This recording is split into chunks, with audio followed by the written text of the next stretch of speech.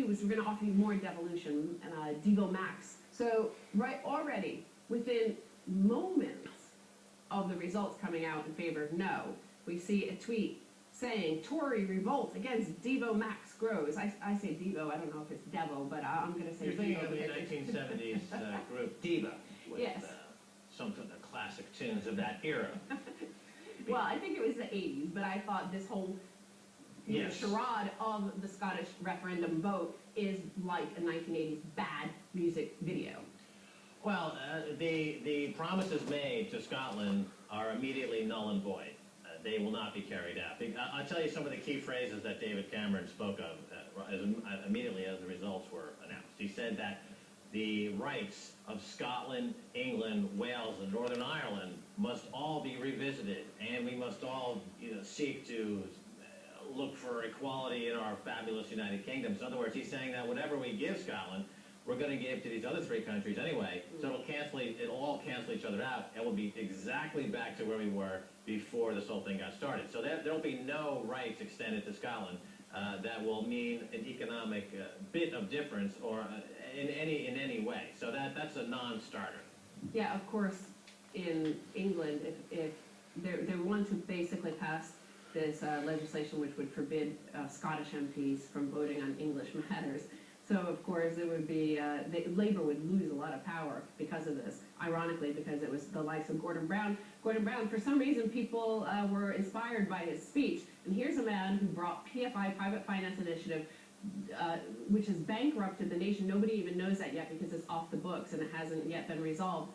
But also facilitated the bankruptcy and the fraud of a lot of these, the banks, as we covered only last week, when it turns out that he was facilitating the lie to investors in the HBOS, seeking £4 billion in funding from investors. Right, he covered up during their disclosure on their rights offering key information that's an egregious violation of securities law. Don't forget that Gordon Brown is also the guy who sold 400 tons of Britain's gold.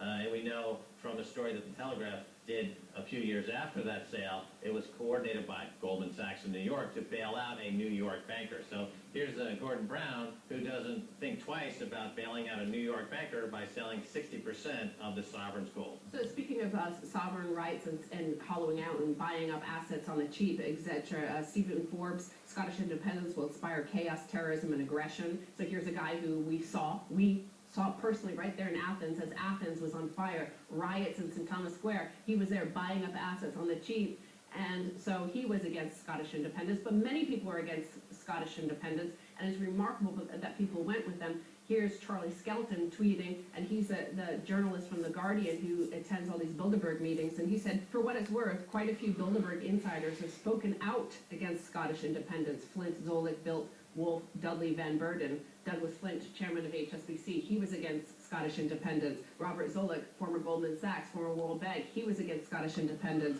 Carl Bildt, Sweden's foreign minister, of course, who is a warmonger, he was against Scottish independence. Look, Scotland is treated by Westminster like mushrooms, okay? They keep them in the dark, and they feed them poop, to use a TV-friendly phrase.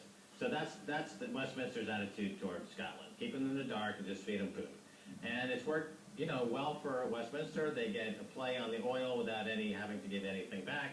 And they keep this potential competitor. Remember, an independent Scotland would be competing with England. Their credit rating would be higher because they have more assets than England, so they would get lower cost of funding, cheaper interest rates. They'd have a higher rating by the various rating agencies.